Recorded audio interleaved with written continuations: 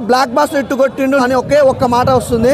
అందులో ఎలాంటి డౌట్ లేదు. మంచి బ్లాక్ బాస్టర్ హిట్. అలాగే సినిమాకి సంబంధించి చాలా అద్భుతమైన క్యారెక్టర్ చేసింది. అలాగే ఈ సినిమా ద్వారా ఇంకో 10 సినిమాలు ఖచ్చితంగా ఆఫర్లు అనేది ఖచ్చితంగా ఉంటాయి. అలాగే మామూలుగా ఏ సినిమా చూసుకున్నా, తన హిట్ సినిమాలు చూసుకున్నా కూడా ఫ్లాప్ ఏదో 1-2 అయినా కూడా ఈ సినిమాకి వస్తే తన యాక్టింగ్ కానీ, తన డైలాగ్ డెలివరీ కానీ అన్న నుంచి ఎప్పుడు ఎక్స్పెక్ట్ చేయని ఫైట్స్ కూడా ఇందులో చూడొచ్చు.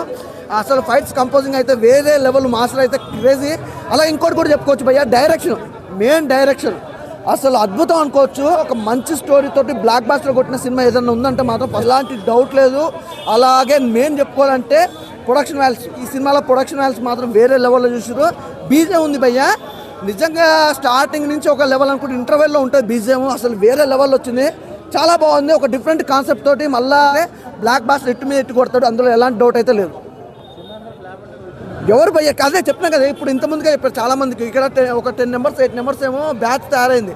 అంటే కావాలని ఒక పెద్ద హీరోలను మాత్రమే పైకి లేపాలి అన్న ఒక పెట్టుకొని, ఒక జాబ్నెస్ పెట్టుకొని వాళ్ళు డబ్బులు తీసుకొని చెప్తారా, డబ్బులు తీసుకోకుండా చెప్తారా, వేరే వాళ్ళు హీరోలు ఏమన్నా వాళ్ళకి సపోర్ట్ చేస్తారా నాకు తెలియదు. కానీ కావాలని సినిమా టికెట్ కూడా నిజంగా చెప్తున్నా భయ్య, మార్నింగ్ వచ్చిన టికెట్ కూడా దొరకలేదు భయ్య. ఐమాక్స్లో నాకు టికెట్ కూడా దొరకలేదు.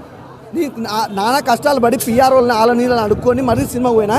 సినిమా చూసి బయటకు వచ్చాక నా ఒపీనియన్ కాదు, 10 మందిని చెప్పాను కదా, 8 మంది దాకా అడిగి వాళ్ళ ఒపీనియన్ తోటి నేను రివ్యూ చెప్తాను. నాకు బాగా అనిపించింది. బయట వాళ్ళు ఏమనుకుంటారు, జెన్యూన్ పర్సన్ అన్నారు. ఇక్కడ చాలా మంది చెప్పే వాళ్ళు ఉంటారు కదా రివ్యూయర్స్, వాళ్ళతో కాదు భయ్య, జెన్యూన్గా అడిగినా జెన్యూన్గా వాళ్ళ ఎమోషన్